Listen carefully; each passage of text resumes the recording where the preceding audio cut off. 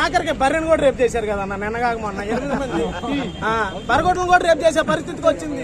అట్లా జరిగింది. ఇప్పుడు బర్రెని 6 తాళ్ళు పెట్టి కట్టేసి రేపు చేశారు. అట్లా ఉంది ఈ ప్రభుత్వం పరిస్థితి అని చెప్తున్నా నేను. అంటే ఫైనల్ గా మీరేమంటారు ఈ ప్రభుత్వం మీద?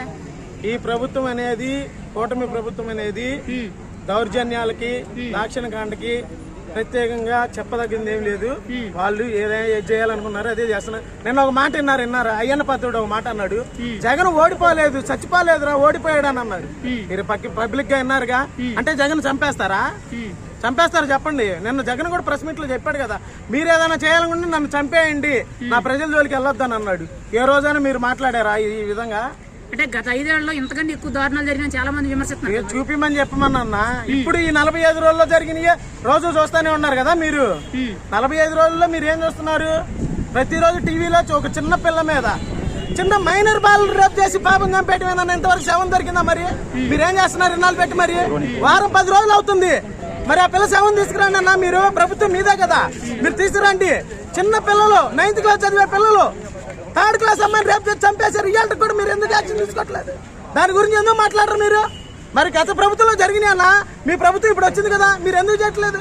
మీరు ఎందుకు యాక్షన్ తీసుకోలేదు? మరి నేను అతను లాకప్ డెత్ చేశారు, చనిపోయాడు. అదేమంటే అతనే చనిపోయాడు అన్న. ఒక విట్నెస్ లాకప్ లో చనిపోతే ఎవరి వల్ల వస్తుంది? అంటే ఇప్పుడు మీ ఒపీనియన్ గా ఫైనల్ గా అయితే 5 ఏళ్ల పరిపాలనలో ఎలా అనిపించింది? 45 డేస్ లో ఈ పరిపాలన జగన్ ప్రభుత్వంలో అందరూ క్షేమంగానే ఉన్నారు. ఎటువంటి జనాలకి ఏం ఇబ్బంది లేదు. జగన్ చెప్పినవి చేశాడు. ఈ ప్రభుత్వం వచ్చింది కాబట్టి ఈ ప్రభుత్వంలో కూడా చూస్తాము.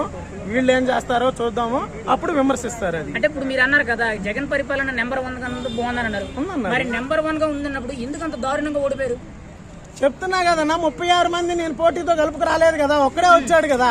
ఇప్పుడు రైటే, మీరు చెప్పేది బానే ఉంది. 36 మంది కలుపుకొచ్చారు, బానే ఉంది.